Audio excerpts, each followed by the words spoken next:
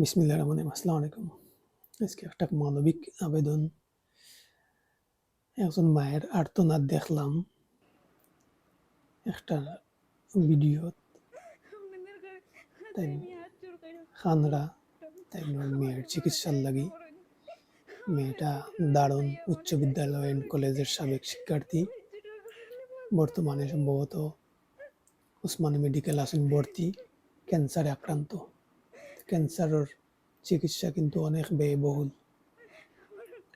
বেমারও আল্লাহর নিয়ামত, শিফাও আল্লাহর নিয়ামত। মানুষ আমরা সব সমান।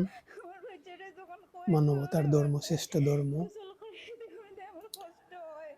আমি তারার ভিডিও শেয়ার করবো, তারার বিকাশ নাম্বার আছে শেয়ার করবো।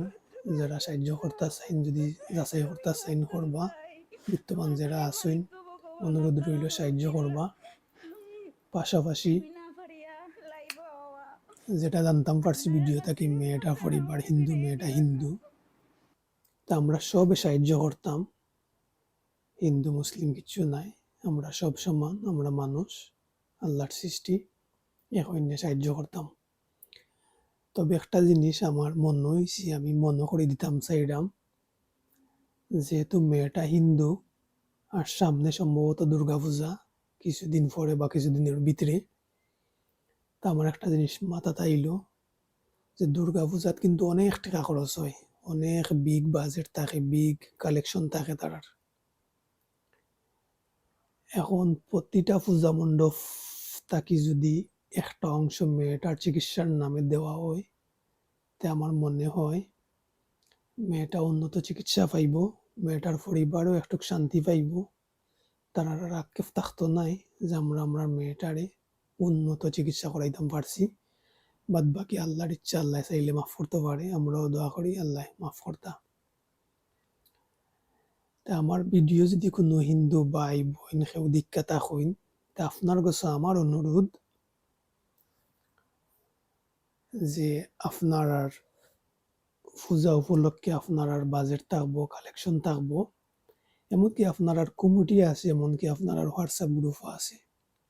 আপনি যদি আপনার কমিটির যোগাযোগ করেন, আপনার সভাপতি সেক্রেটারি কমিটি যারা আছেন এটার লগে জিনিসটা, তো আপনি একটা উদ্যোগ যদি নিন গি, প্রতিটা পূজা মণ্ডপ থেকে একটা অংশ যদি দেওয়া হয়, প্লাস সিলেট পূজা মণ্ডপ অনেক টাকা কালেকশন হয়, অনেক ব্যয়বহুল। একজনে জাস্ট খালি উদ্যোগ নিতে হইব।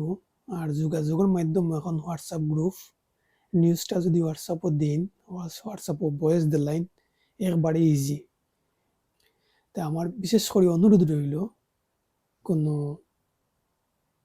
হিন্দু ধর্মাবলম্বী কোনো ভাই বোন আমার ভিডিও যদি দেখেন, তা আপনার কাছে অনুরোধ, আপনি একটা উদ্যোগ নিবা।